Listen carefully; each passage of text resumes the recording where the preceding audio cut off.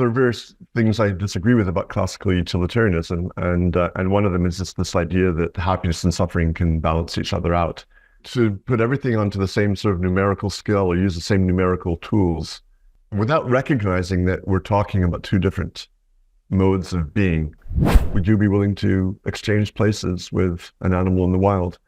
Or is your perspective based on the privilege of having been born a human on this planet in a part of the world where you're much less likely to suffer? How do we help governments to become more responsive to the needs of their constituents? And when I say constituents, I mean it in the largest sense, not just the humans who have voting rights, but all sentient beings who are affected by the government's actions. Sentiocracy, maybe. Sentiocracy, yeah.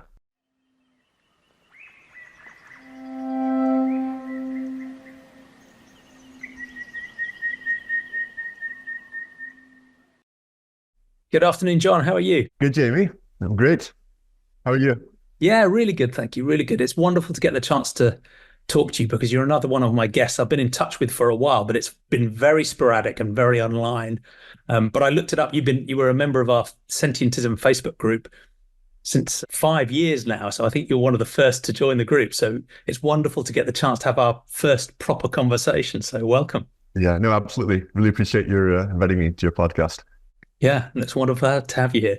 So, and as you know, this is a series of conversations about what I think of as the most fundamental philosophical questions and the most important, the questions of how should we understand the universe and what's real, the questions of epistemology, and just as importantly, the questions of what matters and who matters, the central questions of ethics. And I have an obvious bias because I'm trying to popularize and develop this really pluralistic, simple, but also radical worldview called sentientism, which suggests that when we think about the what's real question, we should take a broadly naturalistic approach using evidence and reason, hopefully with a healthy dose of humility to try and understand reality as much as we can. And when it comes to the question of ethics, of who matters and how should we set our moral scope, the clue is in the name that every sentient being, any being capable of experiencing, should be included in a moral consideration, at least at some sort of minimal level. But I'm lucky in these conversations to talk to a dazzling range of minds, some of whom agree and some of whom don't. But one of the reasons I was fascinated to talk to you is because your work hits those core philosophical questions so hard. And your new book, The Tango of Ethics, I think chapter 1 includes the phrase, the path of truth and compassion. So it clearly hits epistemology and ethics directly. So yeah, looking forward to the conversation. Yeah, well, I mean, from everything you say and everything I know about you, I think we're incredibly closely aligned in the kinds of questions we ask and also I think in the answers that we provide. So, I mean, there's, in some ways, a lot of what I'm going to be saying is basically, I think you'll probably be nodding your head in agreement. But yeah, maybe I have some takes on some of the issues that maybe are a little bit different or provide some additional perspectives. So anyways, I'm interested in sharing them with you and discussing. I look forward to exploring, yeah. And for those who don't know your work already, how would you best introduce yourself and your life's work and what you do? I sometimes struggle with that question, but just to put it briefly, I mean, I'm a scientist by training. I did a PhD in basically molecular biology. And after a little corporate path, moving myself farther away from things I actually really cared about, I found myself drawn to the big questions and essentially, the key question, what matters and what do we do about it? So I would describe myself as an ethicist, not that I've done a formal, let's say, formal academic training in ethics, aside from a few philosophy courses at university. But this is basically the path that I've chosen, is to study and address these questions. So yeah, I'm the author of 2 books and I run a small think and do tank called OPIS, Organization for the Prevention of Intense Suffering, which is basically an extension of this work. It's an attempt to try to put the ideas into practice. So in a nutshell, that's what I do. Wonderful. Thank you. Yeah, and it'll be good to come back to the work of OPIS as we think about how to make a better world, because that's exactly what you're trying to do there. So in our final question. So let's start with the first of these big philosophical questions, that question of, I almost see it as a precursor to what matters, the question of what's real and how should we understand the reality we inhabit. And for many of my guests, it's interesting to explore the sort of philosophical journey, even since childhood, in thinking about those things? How were they brought up to think about reality? Was that a spiritual or religious way of thinking, or a supernatural way of thinking? Was it more scientific or atheistic or agnostic in some sense? And how's that side of their thinking shifted over time? And obviously the question of epistemology isn't just about sort of religion and the supernatural, but quite often that's an interesting place to start, given most people are brought up with some sort of, religious worldview today. What was your journey there? I would say, my strongest influence was probably a scientific one. Several family members are scientists. My father is a physicist, and I have some uncles and cousins who are research biologists. So I definitely grew up with this respect for the scientific method, the idea of doing experiments to understand reality, and I guess you could say it's sort of a naturalistic, mechanistic way of thinking about the world. It's not that there was no spirituality at all. I grew up in a Jewish household that was more traditional than religious. And so, we went to services and, reciting things that I didn't necessarily understand the meaning of. I went to a Hebrew school, but it wasn't a religious one. So, I think most of the other kids didn't really take very literally the kinds of things that we were being taught, in terms of biblical studies and so on. I probably had a brief phase where I did take things more literally and wanted to take on board things I was being taught, but that didn't last very long. And, my way of understanding the world has really been, as I said, strongly informed by the scientific perspective, and basically seeing the world as inherently physical, which is obviously not to say that the subjective doesn't matter. In fact, I would say the subjective is the essence of what matters. And this is a perspective I've been trying to communicate in my books. Yeah, thank you. And I think that's a fairly common story, growing up in a sort of generally religious background, at least from a cultural perspective, in terms of practices and ways of living, and maybe some rituals and things we did together in community, but not really engaging too much with this sort of specific supernatural beliefs, and eventually sort of leaving those behind completely. And it sounds like the sort of supernatural aspects, the mystical aspects, were never particularly central to you, and you sort of left them anyway. So there wasn't particularly a traumatic journey there where you had to struggle or wrestle with that stuff? No, it wasn't. There was never this really strong tension. My grandfather, my maternal grandfather, he would go to services, of course, and it was all part of our sort of cultural life. But I remember him describing himself as a humanist, which was basically his way of saying, don't take the supernatural too seriously. Yeah, sounds good. Thank you. And that story about, I guess, religion or non-religion is one aspect of, I guess, epistemology, but also ontology, what we think is real, not just how we work it out. But some people also, even if they've moved away from a religious worldview, and even if broadly they have a sort of naturalistic approach, still want to leave some space for something that goes beyond the natural, something supernatural, something transcendent, some essence of spirit or soul. Or is there any of that in your thinking at all? Or do you tend to take, when people use spiritual type language, do you put that into a formally naturalistic context? I guess the short answer would be yes. I think spirituality, and this is a perspective I've developed maybe more strongly over the past several years. I think spirituality is an important part of life, but maybe the way I define it is a little bit different. I don't think of spirituality in the supernatural sense as being a way of explaining the world outside of science. I think of spirituality in terms of the experience, the experience of feeling that there's an intense meaning possible in life. Now, to be perfectly honest, I think during spiritual experiences, we might suspend the very rational perspective. You can't really be fully plunged into a spiritual experience if you're also trying to analyze things scientifically at the same time. So I think at least I experience sometimes a certain suspension of disbelief. And, I'm talking about, if I want to be more concrete about this, I'm talking about, experiences where I've been sort of in circles with other people, maybe lighting a fire, and maybe people are reciting some sort of poetry, or even something more profoundly spiritual in a sense.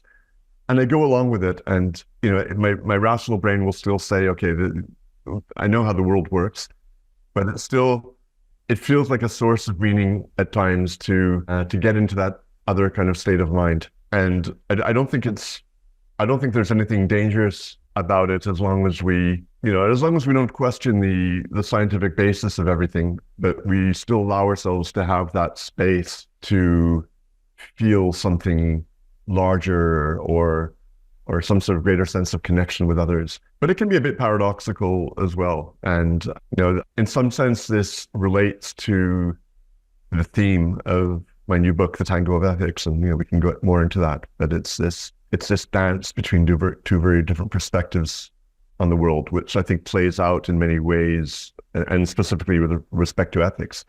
But I think that kind of theme of the interplay between two perspectives is very relevant to what you're talking about. How do we reconcile the need to understand reality as accurately as possible using the tools of rationality and science, and how do we also extract meaning from our existence? And there can seem to be an inherent conflict, and I think as long as we're aware of what mode we're in, there's a way of reconciling the two.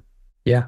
And I love the way you describe that, sort of, like you say, in a circle around the fire, maybe with some ecstatic dance music. And it almost feels like there's there's at least three different ways of looking at that. One is you can insist on something that's almost scientistic and sort of says, look, we're evolved apes. The way you're feeling is just a product of your evolution and your biology and the social context and the experiences you're having and the firing of neurons, and almost to sort of crush the meaning and the fun and the joy and the value out of it. The other example is to say, no, this is such a pure transcendent thing that it is not related to physical reality at all. It is in some sense truly magical and beyond, and in a purely spiritual sense, something that's completely distinct from the real world. And I think from the way you describe it, I would agree with that, which is there's a resolution of those two, which is that even our subjective experience is part of objective reality, and it's a deeply important part. And I think that we probably share this view that subjective experience is how you get to the what matters thing, but you don't have to deny physical reality to see the value in that. And you also don't have to pretend there's something magically distinct either, right? The subjective is ultimately part of the subjective universe we all share. And so I think you can enjoy that experience around the fire at the same time as not having to believe in magic to see that and feel a value in it. But yeah, I totally agree with you. There's this idea that you can entirely describe reality using mathematical equations. And I think that view is flawed in that, yes, you can predict. I mean, to the extent that things are predictable, you can predict the future positions of and characteristics of particles, a certain way into the future using the tools of science. You can make sense of the motions of particles on small scales and larger scales and so on. That doesn't tell you everything that there is to know about reality, because subjective reality it exists on a whole different level. And so it's determined by the positions of those particles. So in theory, if you have two entirely identical physical situations that both produce subjective experience, and you know what the subjective experience is in one, you'll be able to know what it is in the other. But you won't actually know what it's like, what the actual experience is like, unless you've actually experienced it yourself. Subjective experience and the nature of the experience in all its intensity and diversity is, in some sense, not just in some sense, I would argue that is not the essential nature of reality. I would say it's the most important part of reality. In fact, I would say it's the only part of reality that really matters when it comes down to ethics. What it's actually like for sentient beings to experience the world. Yeah, which is the perfect segue to our second question about what matters. And even the intersection is quite interesting, because there are some people who will insist that there is this unbreachable chasm between, the is of epistemology and ontology in the physical world and the ought of ethics and morality and value and so on. And it sounds to me like I'd be interested to know if you think there is such a chasm and you're bridging building a bridge across it using the subjective experience, or how do you think about that view that these are completely distinct areas? The way I think about ethics is I explicitly tried to avoid the use of traditional moral language. And I make a very clear case for that in my new book. I try to get away from the use of terms like ought and should and even things like responsibility. I mean, no, I think we can use all of these terms, and we can use the term responsibility, but things like permissible and right and wrong. I try to avoid that kind of moral realist framing altogether.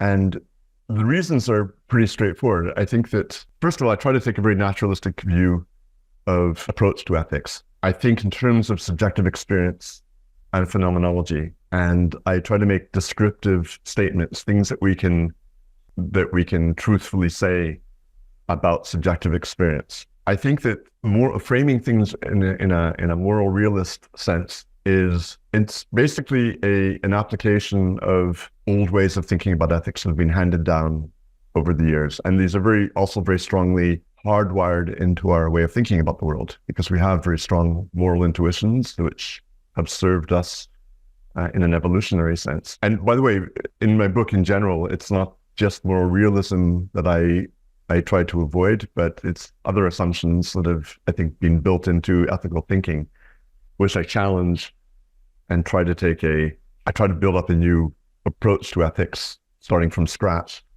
And I'm not saying that these are all of my own ideas, but I try to challenge all of these assumptions, which are often, I think, unquestioned. So this whole way of thinking that ethics is about what we ought to do, it already influences the whole way of thinking, in that it suggests that there is a way. There are things we ought to do. There is an objective idea of right and wrong. And what I argue is that when we use these terms, we often think we mean something larger or more meaningful than the meaning that these terms really have. And that when we use these terms, it often maps onto something much narrower. This isn't my own idea. The various terms used for how the words ought or right and wrong should be thought of. I mean, just to go through them very quickly, there's the idea that these are emotions. When we say that something is right or wrong, we're expressing our how we feel about an action, which I would say is more than just liking or not liking. But there can be a very strong sense that something is right or wrong, because it taps into our emotions. Not our emotions, but our intuitions, that there is something objective to be right or wrong. Or it can be in a prescriptive sense. We want people to act in a certain way, so we tell them, this is the right thing to do, or this is the wrong thing to do. Or two other potential meanings are that a certain way of acting is the most reasonable, most aligned with rationality and compassion. And then maybe a more precise way that it can be used is that acting a certain way is in alignment with a certain moral framework. So these are some of the ways that I think we use these words. And I think that but in philosophy, I think it's not always, there is a tendency to use these words in this sort of loftier moral sense, this loftier objective sense of morality with a big M. And we sort of reify these things. Yeah. Yeah. And so, I mean, so getting back to your initial question, it's not even that I'm trying to bridge the is with the ought. I'm trying to say, well, what can we say about certain phenomenological states? So the starting point is subjective experience, because without subjective experience, there's nothing for anything to matter to. And then what can we say about different kinds of subjective experience? I don't know if I'm sort of jumping ahead in what you wanted to talk about, but I make a distinction between subjective experiences that there is an urgency to change and subjective experiences that there's no urgency to change. And that's from the perspective of the being having the subjective experience. Exactly. And this is what makes suffering unique. Suffering is a state of being that inherently calls for action.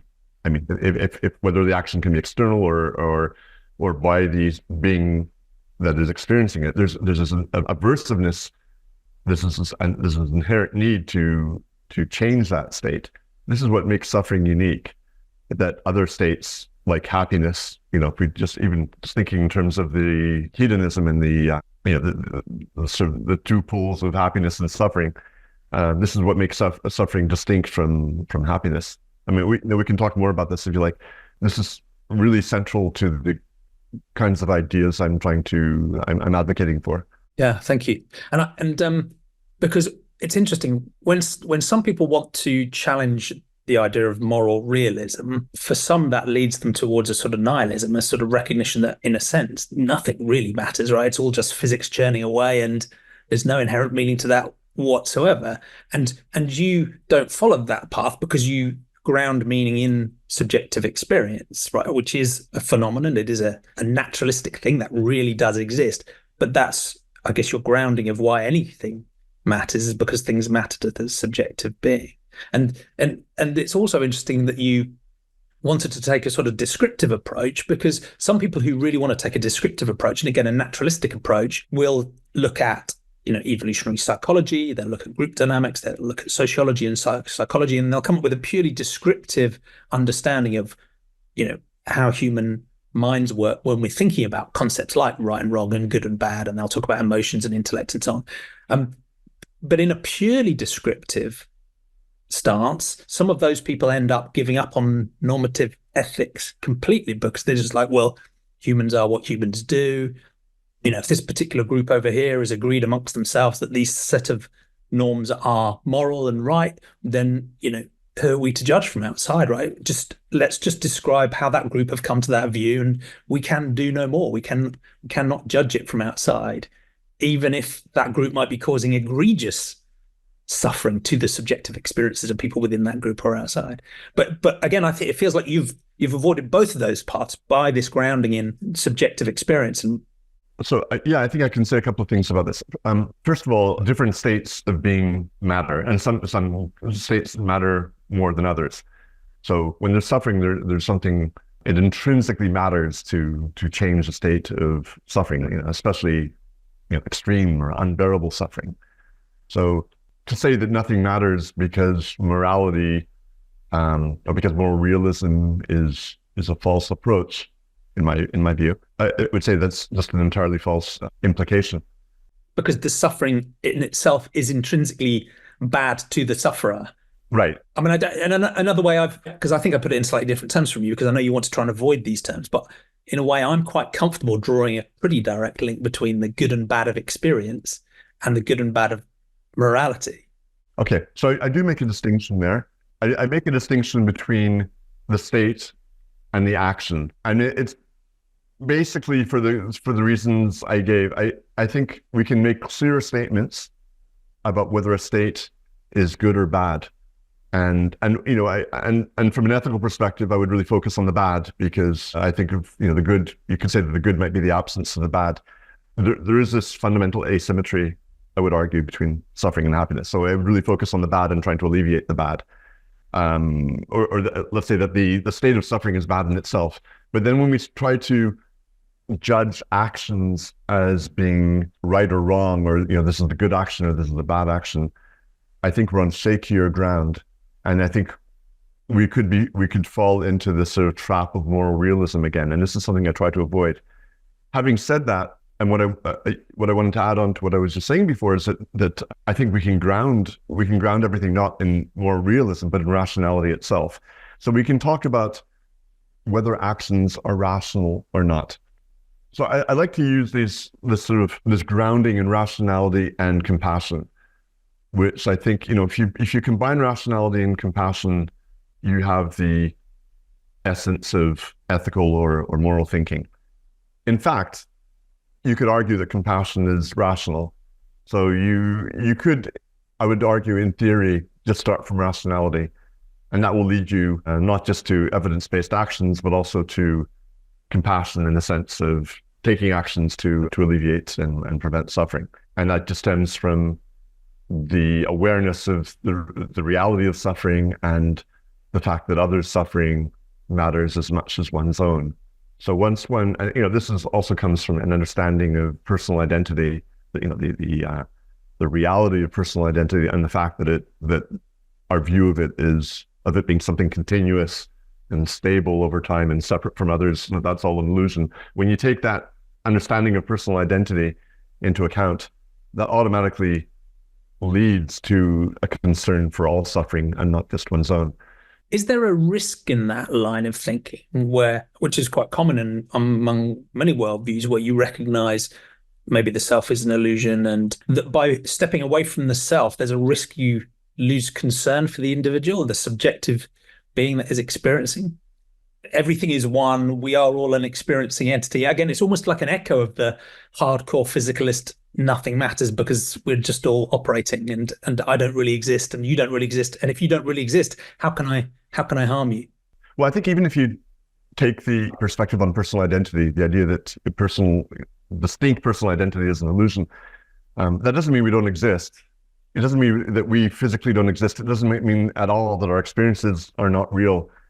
It's just in terms of identity itself and the illusion of separation from one another. But, you raise an interesting point about, how do we reconcile these different perspectives on identity? And I devote a section of my book to that, on, let's say, the coexistence of these different theories of personal identity. So just to go through them very quickly, there's the sort of classical intuitive view of personal identity, which has been termed closed individualism. That's just the way we normally think about ourselves and others as being sort of the discrete entities that, go through life and are unchanging. And when you do thought experiments, that view of personal identity brings you to paradoxes, and it's not a view that's entirely compatible with the physical world. And to avoid these paradoxes, we need to think a little bit more loosely about personal identity and think more in line with the Buddhist perspective. And so there are two, I would say, two other ways of thinking about personal identity that are sort of established, and that is empty individualism and open individualism, which are they sound very different, because empty individualism says that we're all just basically slices of consciousness moments, and open individualism, like you were saying before, is basically this idea that we're all one. But I don't think they're in conflict with one another. I think they're just two ways of looking at the same issue. And these open individualist perspectives, they sort of coexist with the closed individualism perspective, which is how we sort of instinctively go through life and think of one another as being, separate individuals. And somehow we need to reconcile both perspectives, because we can't have a really universally applicable framework for thinking about ethics that ignores the reality of personal identity.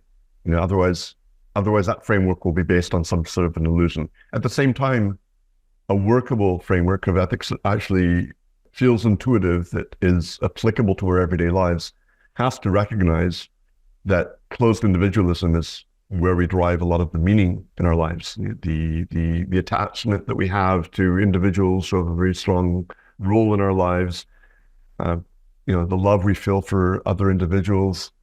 We think of them as individuals. We don't think of them as consciousness moments. And I would say that the coexistence of these two very different perspectives on reality and of ourselves and others, it's another facet of the tango. And this is what I love so much about the tango metaphor, is that I think it goes to the heart of some of the paradoxes that we're faced with in ethics. That they're often two very distinct modes of being that are both relevant, but cannot be put on the same level or treated with the same tools. And there is this kind of vague dance between them. And it's not that one wins over the other. There's this interplay between these two ways of looking at the world. And any framework of ethics that is, that we can really apply needs to incorporate these two modes of being. And I think it's a fascinating way of putting it, because you can see that. I'm not a proper philosopher, right? But I read a lot of it, and I'm fascinated. But that interplay is very often there. You can feel that there's, people driving for a rational approach to moral philosophy, but then feeling the pull of their intuition as a check or a brake, or people driving for a more intuitive approach to moral philosophy and then using rationality as a check. So in a way, that dance is going on, but I think it's very distinctive to recognize that dance is the point, right? It's not about one side winning over the other and us crushing our intuition or us just overriding rationality. That's part of the wonder of this topic is that dance and that interplay, and recognizing them as distinct, as you say, distinct levels in our thinking.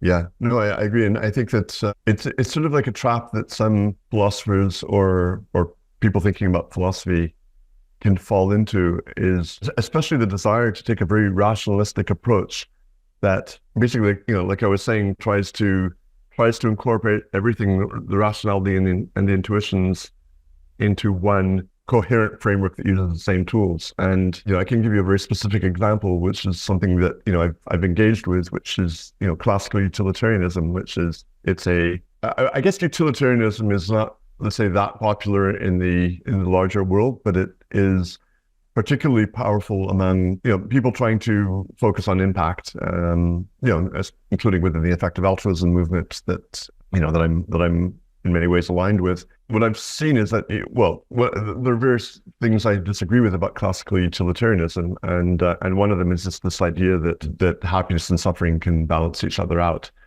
This perspective, which has roots going back a couple of hundred years, ultimately it's based on this desire, to be able to put everything onto the same sort of numerical scale or use the same numerical tools, and without recognizing that we're talking about two different modes of being, and that the desire for happiness and meaning exists on a different level from the need to alleviate suffering.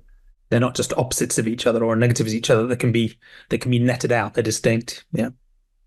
Yeah. And there's this deeper underlying, I would say, perspective that I think a lot of people don't feel comfortable thinking about is actually questioning the value of existence altogether, which can seem extremely nihilistic.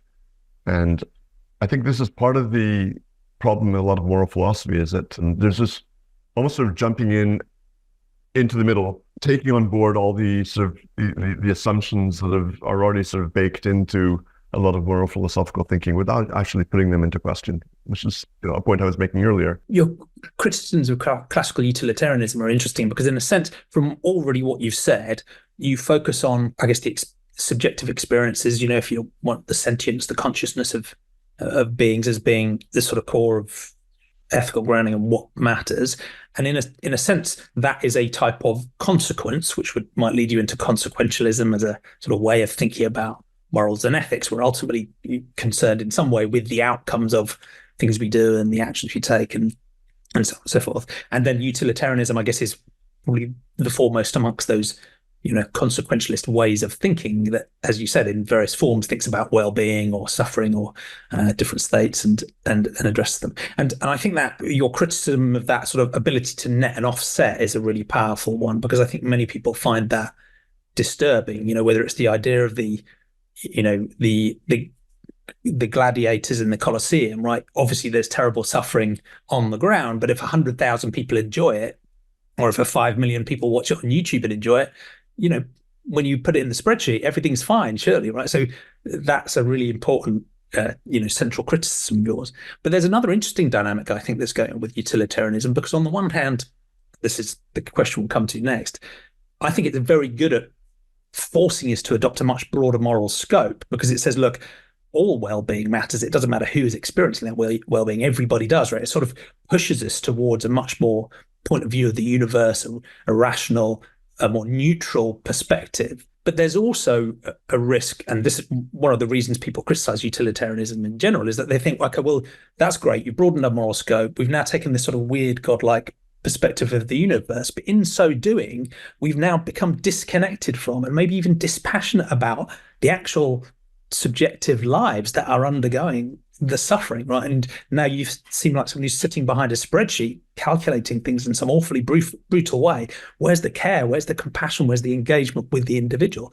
And in a weird way, some flavors of utilitarianism are sort of doing what you were talking about earlier on with the personal identity approach, because they're almost saying, actually, the individual subjective beings don't matter. They're really just sort of containers of utility. They're containers of experience. And that leads some utilitarians into this offsetting idea where you might be suffering over there, but this person is benefiting, so it's fine. Whereas I'm like, you can't offset one individual subjective being's subjective experience. But it's weird because the utilitarian approach to that feels quite brutal and modern and Eurocentric, whereas the softening of personal identity comes from a more Buddhist, Eastern way of thinking. But in a way, there's a risk of depersonalization, maybe in both. I don't know.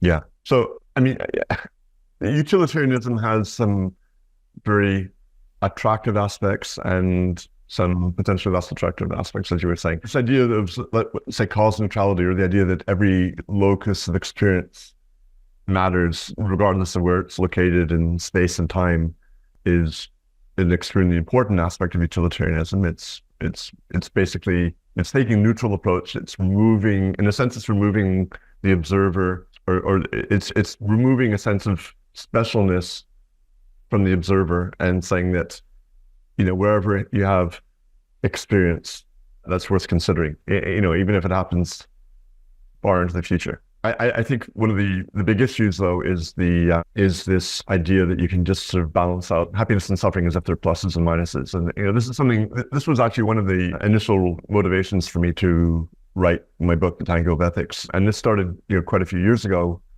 after my initial interactions with effective altruists, some of whom I was very aligned with, and others who had this idea that any amount of suffering can, in principle, just be balanced out. I guess there's two distinct things here. One is, can you offset the suffering and the well-being of two different beings? And the other one is, can you offset the suffering and the well-being of an individual being? Because one, I guess, is offsetting suffering versus well-being, and the other one is multiple beings, being aggregated. Are you rejecting both, or? Part of my answer is to be very precise about what we mean by offsetting. So individuals will undergo some suffering in order to have future happiness. And there are a couple of things going on. First of all, to a certain extent, that suffering might be voluntary if it's based on decisions that are taken willingly. And there's something different about voluntary suffering compared to involuntary suffering. So there's, just by its very nature, the suffering might be different. The other aspect is that there's personal autonomy involved, which is something that we basically respect. We allow people to undergo suffering themselves, again, if it's voluntary. But the trade-offs that people make for themselves, this is going on within one individual brain that is sort of making the calculations for itself and is prepared to put up with the consequences of its reasoning. When you apply it to two different individuals, we're talking about very different phenomenology. We're basically talking about imposing involuntary suffering on some so that others can reap the benefits. And the whole experience of that suffering in an individual is going to be very different because they don't experience it as a voluntary trade-off. It's a fundamentally different phenomena. So yeah, this idea of going from the intrapersonal to the interpersonal, I think, is just fundamentally flawed. And then, just this whole idea that suffering and happiness are somehow symmetrical. Again, I would argue against it just from this view of urgency. What situations do we need to change? This also relates to the concept of tranquilism, which was written about in an essay a few years ago by Lucas Glure, which basically says that when there's no suffering, there's no problem. It's a very Buddhist approach to thinking about reality. Whereas when there's happiness, there's no need to change it. But not only that, if there's emptiness, there's no need to change that either. So, I sometimes use the example of a barren, rocky planet in some sort of distant solar system. There's no inherent need to fill that planet with life. It's something, when people want to do it, that comes from an urge that they have themselves. But it's not an urge. It's not an urgency that is inherent to that, that lifeless planet. But somehow there's this idea of happiness having value that exists in the same way that suffering has disvalue. And it's a very strongly intuitive notion. It's only when you start dissecting it and think, what do you actually mean by value?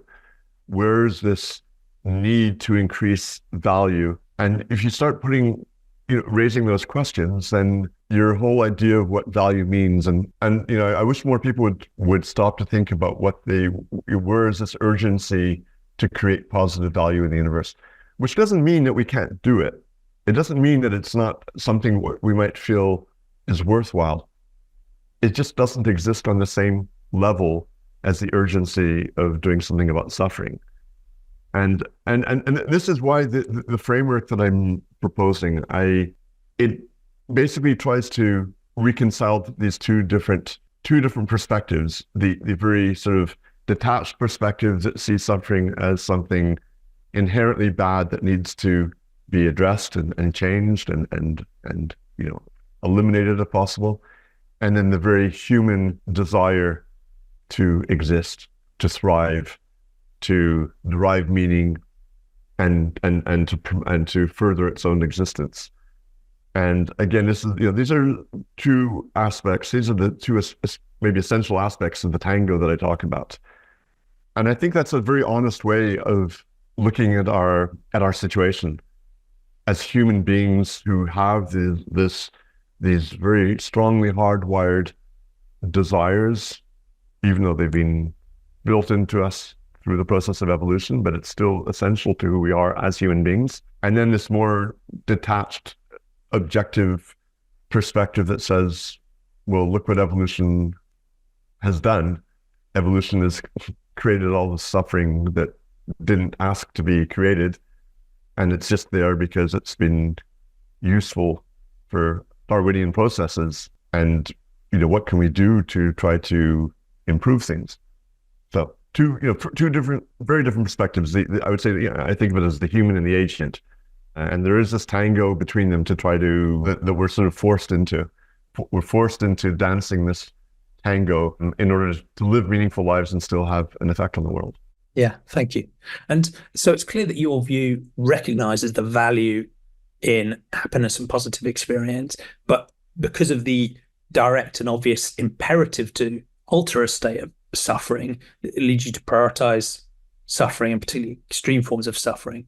And as you hinted at earlier on, some people, when they focus on suffering and negative experiences, and I guess negative utilitarianism is one, response to that, is to prioritize the downside more heavily in someone's utilitarianism. That can lead people to a stance where they, just on this planet, look at the sheer scale of suffering, human and not, and come to the conclusion it would be better if there was no subjective experience, no sentient experience, no humans whatsoever. And there are obviously philosophical fields of thought around varieties of antinatalism, for example, and more extreme versions of that ultimately would aim to, per the sort of Thanos snap, isn't it better just to end this all? And ultimately the view that a valueless universe would be better than one with enormous negative value. How do you think about sort of antinatalism and those sorts of other varieties of negative focused thinking?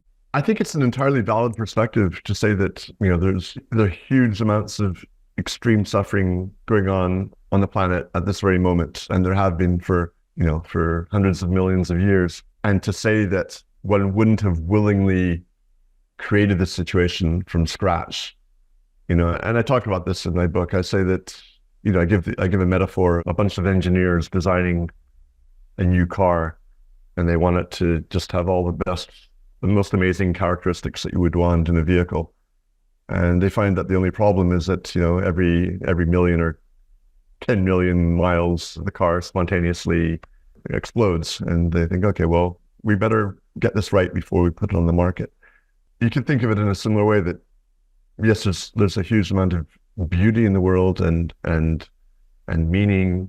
And, some people are fortunate to experience much more of that than others. But you wouldn't, if you're really aware of all the different kinds of experiences that would come into being, you wouldn't necessarily design a world the way it is right now. I mean, if you were really aware of what all that extreme suffering meant, you would say, okay, well, maybe we can improve things before we go live. I think that's a pretty honest perspective, especially if you're really willing to confront the reality of what the suffering is and not just think of it as something sort of abstract or nebulous. But we already live in the world that we didn't choose the world as it is. We were born into this world, and so the question is, what are reasonable approaches that we can take to respect our intuitions to the extent that they are somehow essential for living and for continuing to live as sort of normal human beings, if you like, and also doing whatever we can to confront the reality of the suffering and do something about it. And just because we wouldn't have chosen the world to exist as it is, doesn't mean that there's any kind of obligation to try to, take destructive steps and blow the world up. I mean, there are all kinds of arguments against that. And by the way, taking a moral non-realist approach also allows you to say that, there's no obligation to take any kind of step like that. We can also respect our intuitions that say, we want to live, we don't want to self-destruct, we want to continue to survive.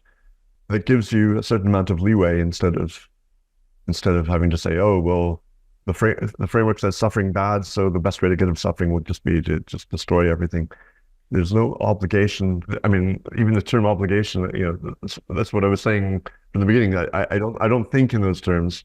An ethical framework that is meant to be applicable needs to be pragmatic, needs to appeal to people's intuitions, and that means not proposing overly radical steps, but still asking people to confront reality, not to close their eyes and say, okay, well, it's a complicated place where we live, this world, and there's probably a lot more suffering going on than most people are willing to admit or look at. We have technology at our disposal, and what are the ways that we can use the technology to reduce as much of that suffering as possible? It's not in theory, it's not an insolvable problem.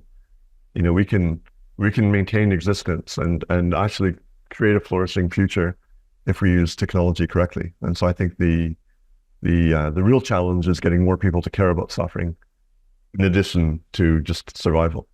Yeah, I mean, I like that approach. And again, if many people would look with horror at the way humanity writ large has used our power, certainly with respect to non-human sentient beings and often to each other, but there's sort of a weird perverse hope in there as well, in that there is a potential for us to radically change our role with respect to wider sentient kind, to deploy that power in very, very different and responsible ways. So, there's some hope there too. Yeah, thank you. Well, we should probably come on to the next big question of who matters. And one of the interesting things about the sort of what matters conversation is that given the deeply embedded anthropocentrism that we all swim in, many people could have listened to everything you've said or most of what we've said through this conversation and been nodding happily along and agreeing completely with our approach to morality and ethics on the assumption that we were only talking about human subjective experience and human suffering and so on. What's your journey been when you come to think about moral scope and who gets to matter? And again, it'd be interesting to know, I guess, how you grew up as a child, thinking about intuitively who should matter in a moral consideration, and how has that aspect of your thinking shifted over time? Well, it shifted a lot because I don't think I particularly cared about animals when I grew up. I mean, no more than any other kid. You like dogs and cats, and you don't think about the food on your plate. It took a while for that to evolve. I can't claim that I, went vegetarian or vegan when I was a teenager. Nothing like that. Took me decades, so yeah. Yeah, and it's, well, I guess we all have our own journey, and we're exposed to whatever experiences we're exposed to. And it's never completely over either, so. Yeah, I suppose. I mean, when my first book came out in 2011, I hadn't gone vegan yet, even though I was well aware of the suffering of animals. I talked about it in the book. It took me another year after the book came out, I think, until I made the first step to go vegetarian. And then a few months later, after meeting some effective altruists in Basel, who asked me if I was vegan and encouraged me to try it out. And then it was basically it was a journey in one direction. I kind of sensed I wasn't going to go back. And what were the transitions like? I mean, socially, practically, again, just because of the social environments we live in, some people just, it's like a light goes on and they do it and they never look back. And other people, it's more of a challenge. It can sometimes be analogous to, almost leaving a religious worldview. For some people, it's a real struggle. Yeah, I think the only real struggle for me was just to a certain extent, at the beginning especially, just sort of giving up things that I was so used to eating, because we have an emotional attachment to certain kinds of foods. They're part of our culture. We like we like the feel of certain kinds of foods in our mouth. I think having thought about this strongly, and having already written a book about it, I already had a pretty strong rational sense for why this was a necessary step. Yeah, I mean, people could quote your own book at you, so. I mean, basically, I wanted to live consistently with the kinds of ideas I was talking about, and so I could say I should have done this sooner. But that doesn't change anything. But there was a sense of wanting to live in alignment with the actual ethics I write about. And then once you make the transition, then you think, why didn't I do this earlier? And In terms of, any kind of social ostracism, I didn't really experience that. I would say virtually at all. I mean, I think maybe the only frustration sometimes is explaining to people and wishing other people would get on board, because it seems like the arguments are just, why would you contribute to the torture of animals? Particularly given most of the people you're talking to already agree in theory with your arguments. That's the deep frustration. It's weird, isn't it? It's like, I mean, nobody wants animals to suffer. I mean, I keep thinking back to one hike I was doing with a German friend of mine who was vegan. We were somewhere in the mountains in Switzerland, and I hadn't yet gone vegetarian or vegan, and I was arguing with him about dairy, and he was trying to explain to me how cows, even the harvesting of milk from cows is a cruel process. And I was sort of pushing back because maybe I didn't want to see it, or I didn't want to acknowledge it. But the arguments he made definitely stuck with me, and it wasn't that long afterwards that I went fully vegan. So yeah, so no, I was just bringing that up to say that there's a certain resistance. If we know that accepting a certain argument will force us to change our habits, if we want to be consistent with our beliefs, there's a resistance to accepting those arguments. It's we don't want to live with cognitive dissonance. Perhaps, I mean, I can speak for myself. I think I probably needed to prepare myself for that transition, knowing that once I really took those arguments fully on board, I was going to be compelled to go vegan if I wanted to be consistent. Yeah, I mean, I think as I was saying, I don't find I find people are very accepting, and as I was saying, I just wish sometimes more people would take the arguments on board and make the transition themselves. Yeah. And when we think about moral scope, that step to, in a way, it's weird because, yes, we swim in an brutally anthropocentric culture generally in many places around the world. And even those places that live in a sort of more ecocentric culture that maybe are more connected to nature and see humans as part of nature rather than above nature, still often find ways to justify, human exploitation of non-humans, even if it's not necessary. But at the same time, almost every human already goes beyond anthropocentrism, right? Whether it's companion animals or charismatic wild animals, or there's already chinks in the armor there where people recognize that at least some non-human sentient beings matter. But as you've said, the big steps are to recognize the moral salience of animals in our labs, and particularly in farms and fisheries, given how normalized those industries and those practices are. So that is a big step. But it's interesting because that isn't the only step either. And veganism technically is a stance against the human exploitation and harming and killing of animals, something I wholeheartedly support. But it's focused on the ending the human exploitation. It's not it doesn't necessarily say anything about animal suffering more broadly, and that's the suffering of animals within our control. But it certainly doesn't extend to a view with regard to wild animals. So for you, then you'll find a really interesting array of views amongst vegans and animal advocates. So some will say, look, they are understandably so skeptical of humanity's role in the world with regard to other sentient beings that their only aim is to end human-caused exploitation and suffering. And to go beyond that in any way, even with good intentions, is hubris and dangerous and interventionist. And for God's sake, humans, just get back in your box and stop doing the bad stuff, right? Others, their veganism, like me, is motivated ultimately because my sentientism is because I have a compassion for all of those other sentient beings. And that leads me to be vegan and want to end the human-caused exploitation, suffering, and killing. But that's not enough for me either. I want to have compassion for every sentient being, whether or not they're being exploited by humans. And that might leave me radically uncertain about what the hell to do about that. But what's your, because I know you've written about wild animal suffering and those topics, what's your stance on those topics? Well, I totally agree with you. Yeah, and there's a parallel even to just how we look at human suffering. I mean, some people take a very sort of oppression-based approach. I think oppression is the key word. We need to end the oppression of some humans by other humans, which I totally agree with. But that's not the end of it. It's not just what humans do to other humans. It's what humans allow to happen to other humans. That's why I think a suffering-focused perspective is broader and more universal. The question is, how do we think about our connection with the rest of the world and with nature? this idea of hubris of trying to interfere with nature. I mean, I understand that perspective, and I think it's not an entirely invalid perspective, because we've seen how much, where human hubris can lead. The real question is it possible to do something about it? And I think hubris we can interpret as hubris the idea that, let's just go muck around in nature and do things that we don't understand, and risking making things even worse. I think actually a lot of people who agree that, suffering of animals in the wild does matter intrinsically.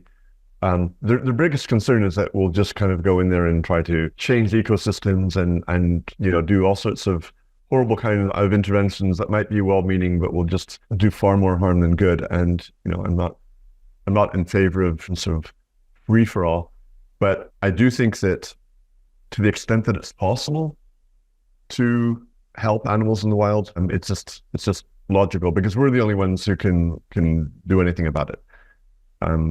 All of us, humans and animals, just evolved on this planet, and what happens in the wild, it's not a pleasant sight, and just calling it the circle of life, it's sort of a way of accepting it and not feeling that there's any responsibility. But yeah, as I was just saying, I think if there is a way for us to help animals in the wild, and there are very sort of low interventionist ideas, which is obviously helping animals that have been, that have lost their habitat or that have been burned in fires.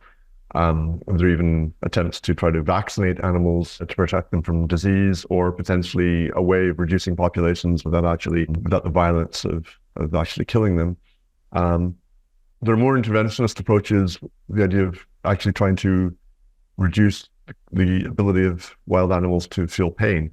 This would be probably very controversial today, especially the way most people think of the world and think of nature. But I think if we're possible to do this in a way that's effective, I think you could argue that it would be extremely uncompassionate not to, because why does an animal being ripped apart by another animal, or suffering from the elements or from horrible diseases or parasites, why does that suffering not matter? And again, I'm not saying that we should just go in there and intervene and do whatever we want and not consider the consequences. I'm just saying that if we were able to carry out real interventions that could make a difference, then be uncompassionate not to. And it's already possible to. There's technology to do limited, say, experiments on a pilot scale. It's a difficult thing to talk about, because I mean, I know I've seen the way people's eyes can glaze over if you talk about any kind of intervention like that, because a lot of people take a very sort of environmentalist approach, and this idea that nature is sacred. And the question I would ask them is, would you be willing to exchange places with an animal in the wild, or is your perspective based on the privilege of having been born a human on this planet in a part of the world where you're much less likely to suffer? I think as soon as we start to take this more neutral approach and be willing to imagine changing places with another being that's less fortunate, it can at least provoke a change in perspective, or at least a different way of thinking about things that will at least challenge this view that nature is sacred, and whatever it is should be sort of respected and not interfered with. Yeah, and that's that central challenge of taking the perspective of the other, imagining always imperfectly what their experience might be like, has to be central to any moral approach, to my mind. So, and I'd agree. I think, one, we are already intervening in the wild at massive scale. So it's not a question about whether we intervene or not. It's already a question about how we intervene. And as you also said, there are already some, small scale, low risk, quite well proven interventions that are going on, whether it's wildlife corridors or vaccinating wild animals, which is normally done for human benefit, but it does also help reduce disease in the wild populations, or population control instead of culling. And there are already some very low risk interventions that people are doing, and even in the practical, very micro sense, there's a WhatsApp group for the local community around here, and if those individuals see a duck or a fox that's been injured by a car, or seems to be struggling, there's an outpouring of compassion and empathy, and they will go and help. There's no one saying it's just part of the circle of life, stand back and watch that individual die in awful pain, right? But people, we already feel that pull, and people are already doing things on a daily basis. Absolutely. I mean, I'm always seeing videos in my newsfeed, people rescuing usually wild animals, that are at the risk of drowning or whatever, and you see, or maybe they've been caught in a fence, which is reflects the negative human impact on wild animals. But yeah, we have that capacity for empathy, and it's turned on in some situations and turned off in others, and a lot of that is just very much socially conditioned, based on what is considered normal behavior within our tribe. And people don't want to stand up. People don't want to be outliers. People want to respect social norms. People don't want to be considered weird. Yeah, we're social animals, so the normal is quite often at the top of the priority, over and above ethics and morality and other considerations. Yeah, we're a strange and wondrous beast. But and on the wild animal front, where I fall back to is saying that you might be uncertain about whether to intervene or what to do, but that uncertainty is not a justification for withdrawing our moral consideration from those sentient beings. Whatever happens, we have to grant them serious moral consideration and then work out whether and what to do in the face of uncertainty. Whereas too often, and I find this in the farmed animal space as well, because sometimes there's this sense of this thing is too difficult. So instead of just addressing that difficulty or working around it, I will therefore withdraw my compassion from the affected beings because of a practical difficulty. I'm like, you're confusing the implications and the practicality with a theory of moral scope and who gets to matter, and we should never undermine that, however difficult the problems might be. Yeah, and so this core philosophy that suffering, especially extreme suffering, matters wherever it occurs. Once that's adopted, it provides guidance to all the very different ways that we can, rationally and logically care. Logically, you would care as much about digital suffering or artificial suffering. That's another topic that's guaranteed to annoy 95% of vegans. But I would, right? If there's a reasonable chance that an artificial sentient being has a subjective experience and can experience suffering, then absolutely, yeah. And in some ways, it would be less controversial to intervene because it's not intervening with nature. It's just limiting what we actually create with the technology at our disposal. It just reminds me of what you said earlier on, where you would say, well, if you were a benevolent being, you wouldn't create a world like this with so much suffering. And some people are concerned that we are actually in exactly that position right now and might be quite close to creating countless trillions of artificial sentient beings that maybe could have the capacity to suffer. Maybe we could be in the role of a creator, an evil creator, unwitting or not. I totally agree. it's an extremely important point. And that's why raising that question, would you have created a world that contains all the suffering is an important question to ask, because, just for the reason that you said, we're kind of in that position now.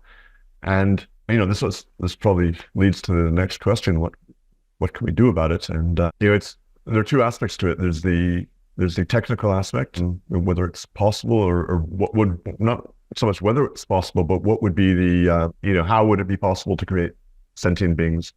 But then there's the sort of regulatory aspects, and more generally, there's what are the ethics that are governing our societies, and what do we as humanity and the governments that we elect or that are in power, what do they care about? And I think that the strongest safeguard is to have compassionate governance at a worldwide level. And I don't think the problem is simply technological. And the problem is that once something becomes possible, there's a pretty good chance of it being created somewhere, unless there's some sort of global agreement. And the global agreement will be much more likely to hold if governments are not in competition with one another. It's very complicated because, then we're talking about geopolitics, we're talking about, stabilizing compassionate governance and democracy and conflict resolution. It just shows that all the problems are in some way interrelated. But if we can't deal with embedding compassion into the way our whole world is run, then we risk having these horror scenarios in the future playing out. I think that's partly why I find your work so powerful, and also partly why I focus on trying to develop sentientism as a worldview, is because if we have this stance where we think suffering is salient and the experiences of subjective beings, sentient beings matter, and you look at the world as it is, and yes, we could think about potential future artificial sentience, but even the beings that exist today, potentially quintillion, sextillion free-ranging animals living in the wild. You have, trillions of farmed and fished animals under our control and in our labs. You have our companion animals, you have liminal animals, you have human animals with all of the intra-human conflict and ethical problems and suffering we cause each other. So that's a big problem for an individual evolved ape to even try and get their heads around. But there are so many problems and causes and opportunities. That's partly why it does feel like going back to some of these basics, as you put it, truth and compassion, or as I put it, evidence, reason, and compassion for all sentient beings. Those foundational things feel like quite deep, fundamental interventions that can be robust in the face of uncertainty, and at least put us in a better position to address all of those myriad horrific problems.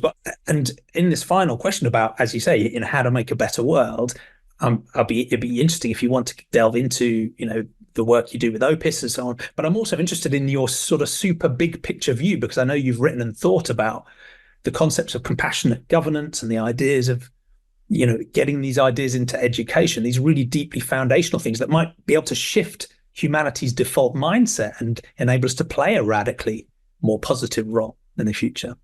Well, I agree with you. And I like the way you describe it about this, this need to go down to the basics and how this can represent a more robust approach. The work I've been doing with OPIS, it's very much work in progress, and we have ambitions to really make a difference. In the early days, the first couple of years, we've been focusing more on very specific interventions, in a way because the opportunities arose and they felt very tangible, and the solutions were also very tangible. And I'm talking specifically about pain relief in humans, making sure that people can get morphine if they're in severe pain. People with cluster headaches should be able to get certain psychedelics that are extremely effective in relieving the pain. Working on these specific issues, I would say it's given us a little bit of a concrete foothold in addressing very specific causes, and given us maybe some credibility, because we've been advocating together with organizations and patient groups and so on. We've also been advocating against the horrors of factory farming, but we haven't had any very specific projects on that. But the idea since the beginning was really to promote the ethics themselves, to really aim high, not to become a specialist organization working just on pain relief, which would have, of course, value in itself. But if we're really aiming to have as much influence as possible on suffering in the future, then I think we really need to take this broad approach of promoting the ethical fundamentals. And that's why, I haven't lost, even when we were working on things like morphine, my goal was, really to broaden our approach and try to bring compassion into politics and governance. And so more recently, we've been, while we continue to advocate for things like, better access to psychedelics for people with cluster headaches, just because it's, such a horrible disease and it's something very tangible, and people can, when people see somebody with experiencing a cluster headache and they see a video of it, they understand this matters. And governments should not get in the way of people relieving this extreme pain. And so it's something very tangible we can talk about as an example of suffering. But what we've been shifting towards is work on what does compassionate governance actually mean. And so we're working on a guide now with a group of volunteers, basically to talk about the ethics, which I think are pretty clear, and that's be the subject of our conversation. This concern for suffering, and especially for extreme suffering. But what does it mean in terms of policy? What are the various causes of suffering, and what are the best solutions that we're aware of? But then, even at a higher level, how do we aim to embed these ethics in governance? So how do we help governments to become more responsive to the needs of their constituents? And when I say constituents, I mean it in the largest sense. Not just the humans who have voting rights, but all sentient beings who are affected by the government's actions. Sentiocracy, maybe. Sentiocracy, yeah. So, the problem is huge, but I have hope because I think there's some basic ideas that have a lot of power, and that is when people feel that their needs are being addressed, when they feel that they're being listened to, they will in turn tend to be more responsive as well. And it's something which I think is very much missing in politics and the way our world is run. And this is also something that interests me about conflict resolution. We were just talking earlier about the webinar we did 2 days ago about the Israel-Palestine conflict, which, it's just one specific source of suffering. But I think one of the keys is promoting this idea that, let's listen to one another. Let's listen to the suffering of others. It's very powerful because it once we open ourselves to empathizing with the suffering of others, it opens others up to empathizing with our suffering. And this kind of process, I think, can lead to, far greater global cooperation at the highest levels. And it's a principle that, it may be hard to get governments on board, especially sort of entrenched career politicians, whether it's in democracies or autocratic states. But if we can spread this message among ordinary people, I think and also, reach, let's say, the politicians of the future, emerging politicians. There's a real possibility for these ideas to spread. And it's a difficult proposition, but I think it's a necessary one if we're going to avoid the risk of huge amounts of suffering in the future. And I think belief that it's possible is in some way self-realizing. It's it's maybe an intuition I have, but I think it's informed also by experience and reality that a lot of things become possible when you believe in them. And I don't want to come across as being like overly optimistic, but I think there's a basis for believing that the world could become a much better place if we promote these ideas and the idea that every sentient being matters. And the potential is there and the hope is there. I think partly because we already do this, right? Almost every human already does this, at least to some extent. We can do it. And part of the reason I like the governance approach is because, and the ethics, is because these are things you can apply at almost every level of governance. They're things you can take into your life, in your own personal life, in your family, your local politics, the companies or the NGOs you work for, in the various different roles we have as a voter, into national politics, into regional politics, into, you can imagine your ethics infusing into the UN at some point, and maybe we'll have the Universal Declaration of Sentient Rights. So I like that because you can move things positively forward at lots of different levels. One final question I was going to ask you, and I hope this won't bring us down from the optimism, is that sometimes when you put forward what is essentially an ethical appeal, and I do this through Sentientism and you're doing this through your work, it can feel a little bit like we're saying, look, can't we just be nice to each other, right? It's like peace and love and happiness, and if only everyone would agree with us, all the world's problems were solved. And I think there's actually some truth to that, right? It would actually work. But how do these approaches face up to the reality of genuine bad faith actors, sociopaths, totalitarians, fascists? When we come up against genuine bad faith actors, and I don't think there are many of them, but they seem to be able to get enormous power, how does a compassionate ethics cope with that without just being rolled over and destroyed in simple terms? No, I mean, it's a very valid question, and it's something I grapple with as well. I guess we all sort of grapple with how do we deal with the power of totalitarian governments and huge corporations that have other things in mind besides ethics and compassion. I mean, the first thing I would say is that I think there's a real potential to harness people power. It sounds very hippie-ish, but to be able to create a mass movement based on these core values, and I think there is a real potential for that. And most people are against being controlled by totalitarian governments and large corporations that just care about shareholder value. I think there is also a strategic element, which is probably very important as well. I think in a way we need to take a sort of dual approach, which is, one is more at the sort of the popular level and spreading the ideas, and the other is, where do we focus our energy? What are the leverage points that are more likely to be effective? I take a lot of interest in the people that are thinking in terms of systems and in terms of complex systems. And, for example, I watched several interviews or videos of Daniel Schmachtenberger, who, I think is one of those brilliant thinkers who is able to make sense of the world in terms of the various moving parts, how they interact, and what are the essential problems that the world system, how do we define the problem and what are the potential solutions? And I think it's a lot easier to define the problem than to find what the solutions are. Because, if you do think of humans as being, largely, especially like, the forces that are at work in our world, if you think of them as being essentially competitive, from a game theoretic perspective, there's a danger that even if many actors are trying to be cooperative and compassionate, well, it takes some bad actors to ruin the whole game and drag everyone along with them. And I think that's probably where I land, is that to get to a deeply compassionate approach, you have to be able to handle the defectors, and that might be unpleasant and that might be difficult. But in some situations, if you're up against, someone who genuinely thinks that might makes right, and wants to roll over ethics for their own ends, the people who believe in a compassionate approach ultimately may have to corral more might than the people who think might makes right, because sometimes they will present us with no other choice.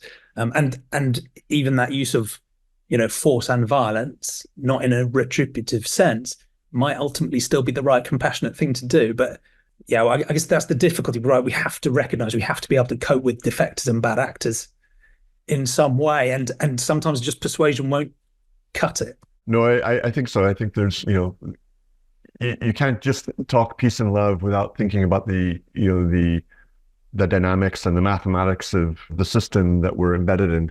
The last I saw Daniel Schmachtenberger, he didn't have a solution that was ready to go, although he did hint at the idea of transparency being a potential means to solve the problem, that those that are transparent will have a greater advantage, and so we'll pull everyone towards greater transparency. At least that would maybe solve part of the problem that we're facing.